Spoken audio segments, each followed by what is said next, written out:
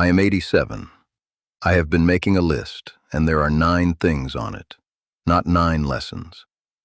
I want to be plain about that, because an old man saying the word regret usually means he is about to hand you advice. These are 9 things I never did, not thoughts I never had. Deeds.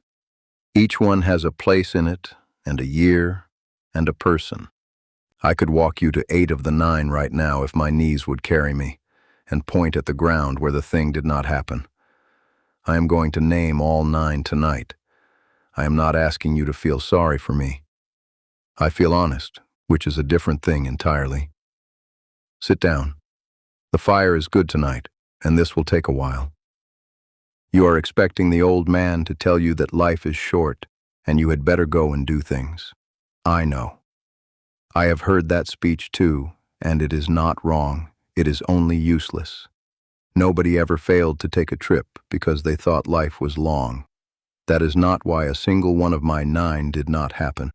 Every one of them did not happen for a reason that was good on the day. That is the part nobody says out loud, and it is the only part worth your evening. My grandmother said the ground remembers a path better than it remembers a house. She meant that a house you build falls down and goes back to dirt in 50 years, but a path you walk stays pressed into the ground long after you have stopped walking it. And she meant the other half too, which she never said out loud and did not need to. A path you never walk leaves nothing, not a mark, not a trace. There is no record anywhere of a road you did not take. That is why this list took me so long to make. Nothing on it left a scar I could point at. Nothing on it ever showed up in a photograph or a bad year. It is 9 pieces of ground where a path should be, and the grass grew over every one of them, and nobody but me knows they were ever supposed to be there. The first confession is that I never went back to the house I was born in. It stood for another 30 years after I left it. 30 years.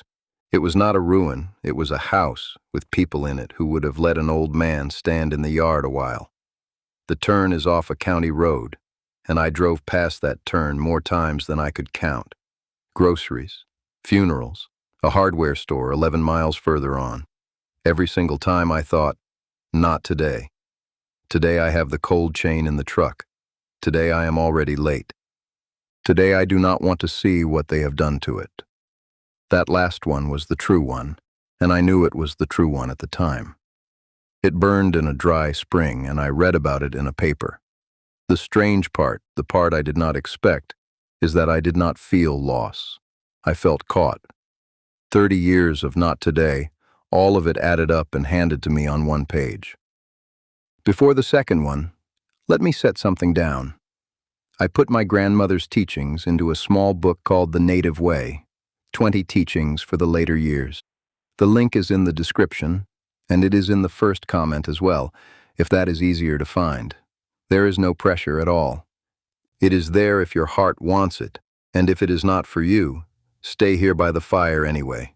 That costs you nothing, and I would rather have the company than anything else this evening. I made it because my grandmother's sayings were going thin in me, and I did not want to be the place they stopped. Read one of them, and let it sit with you overnight. That is the only way any of them have ever worked, on me or on anybody. I am not going to mention it again tonight. Now, let me give you the second confession. The second confession is that I never learned to swim, and so I sat on the bank through every summer of my grandchildren's childhood. I had a reason.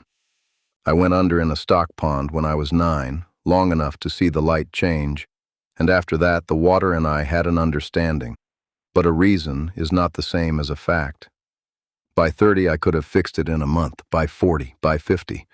It stayed a reason for 78 years, and a reason that old stops being a reason and becomes a wall you built and then forgot you built. Eli asked me once, he was about 7, why I never came in. And I told him somebody has to watch the towels. He laughed. He is 24 now, and I do not think he remembers it. I remember it. Water only frightens you from the outside. From inside it, it is just water, and I never once found that out for myself. The third confession is that I never asked my mother what she wanted her own life to be. I knew her as a mother, completely, in every detail. How she stood at a stove, what she did with her hands when she was worried, the sound of her coming up the porch steps. I never once knew her as a person who had wanted something before I existed, whether she had wanted to go somewhere, whether she had told somebody no, whether being our mother was the plan, or the thing that happened instead of the plan. There was time. There were 40 years of Sunday afternoons with nothing in them but a clock, and the question is 9 words long, and I never once spent the 9 words on it. My grandmother said a story you only read the last page of is not a story, it is an ending.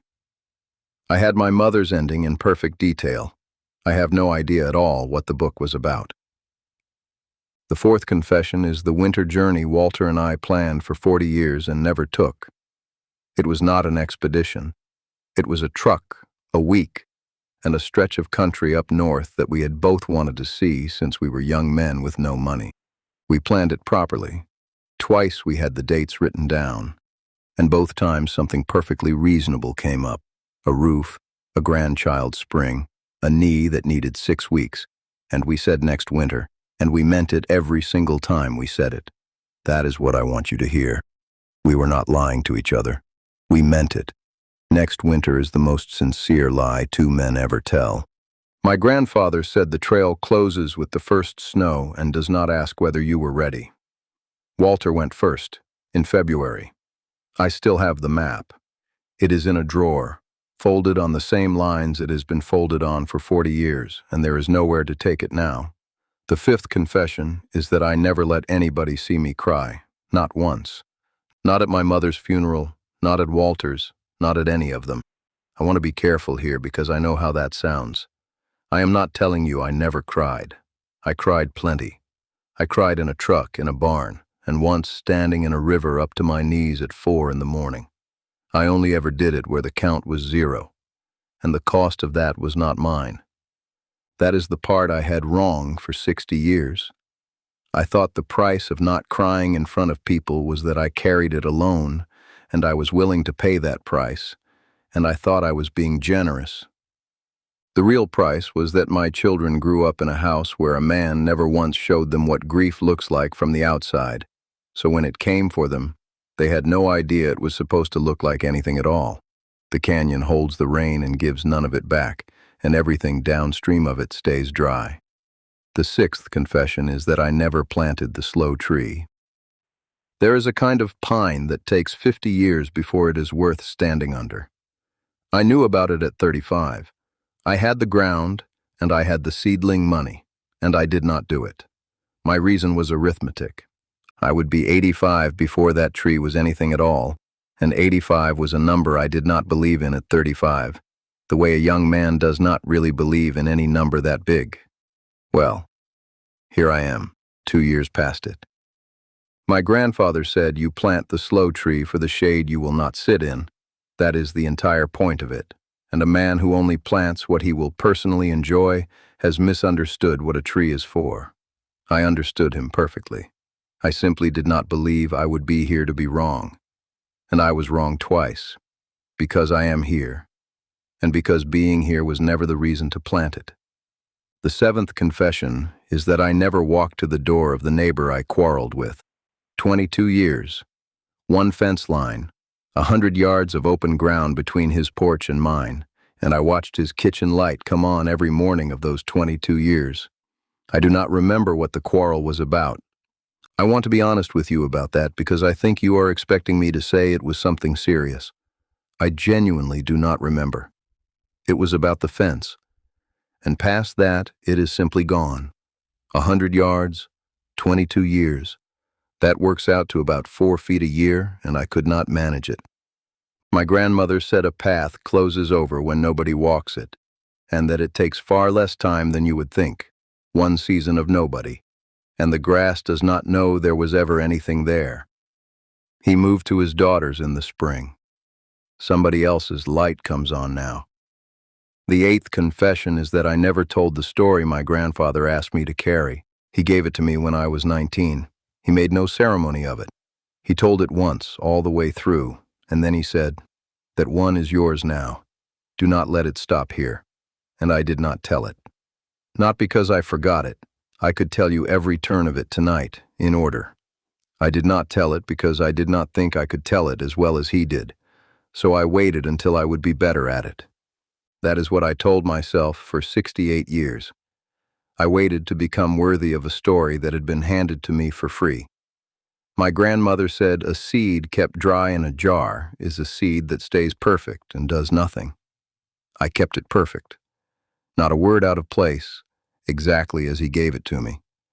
And I have 3 grandchildren who have never heard it, and the jar is still up on the shelf.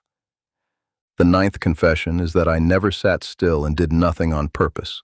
Not one afternoon in my whole life. I was always doing something, and when I was not doing something, I was resting in order to do something, which is not the same thing, and I knew it was not the same thing. Then 2 years ago, my knees finished, and sitting still stopped being a choice. I braced for it. I expected the emptiness everybody warns you about. It never came. What came instead was that I started hearing the yard, not listening to it, hearing it, the way you suddenly hear a room you have been in all your life and never once noticed the sound of. Grandmother Weaver used to say the flower opens when the wind stops, and that a flower in wind is not a closed flower, it is a flower doing the only thing it can do. I was in wind my whole life. And the 9th regret is not that I have to sit still now. It is that I could have done this on purpose on any ordinary Tuesday for 60 years. And it was free, and there was nobody stopping me. Now I want to say something carefully, because I have watched what an old man's list of regrets does to a room. People hear a man tearing himself down, and they stop hearing anything else he says. That is not what this is. Naming these 9 is not the same as hating myself. Every single one of them was a decision I made on a particular day for a reason that was good on that day. The knee really did need the 6 weeks. The cold chain really was in the truck. Not one of these 9 was a moral failure. Not one. They were choices, and a choice is a thing you did, not a thing you are.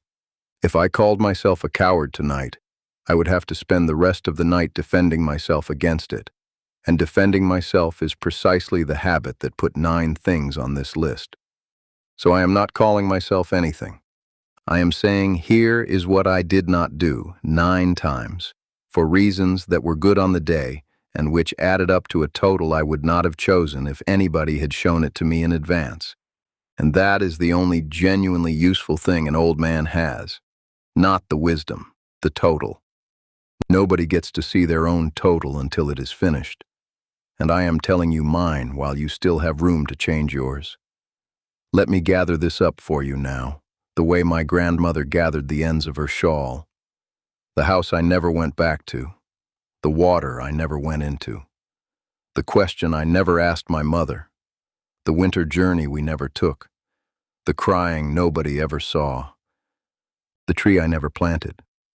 The 100 yards I never walked. The story I never told. And the afternoon I never once sat still in. 9. Now I am going to turn it around, because this was never really about me. Which one of those 9 is yours? And do not reach for it. You already have it. You had it by the 3rd one, and you have been quietly arguing with me about it ever since. So what is the reason? Because there is one, and it is a good one, and it is good today in exactly the way that mine were good on the day. That is the whole trick of the thing. It is never a bad reason that stops you. It is always a good one, and there is always another good one waiting next year, and the years are the only part of it that runs out. And I know some of you are asking the question right now, quietly the way I asked it sitting in a parked truck at 74. Is it too late for me? I am not going to promise you that it is not. I do not know your knees or your years, and a man who promises you an outcome from a chair beside a fire is selling you something. Here is what I do know. 87 took the walking, most of the hearing, and everybody I started out with. It did not take the ability to notice which of the 9 is mine, and it did not take the ability to do one small piece of it badly this week. That is all age leaves you. It is also everything you need. Of the 9, Which number was yours? Tell me down in the comments. Just the number is plenty. You do not owe me the rest of it. I read every comment. All of them. And if your number is still possible, if the person is alive, or the ground is still there, or the water is still wet, then you already know what I would say, so I am not going to say it. You have said it for me. Come back and sit with me again tomorrow, and we will keep this fire going a while longer. Good night.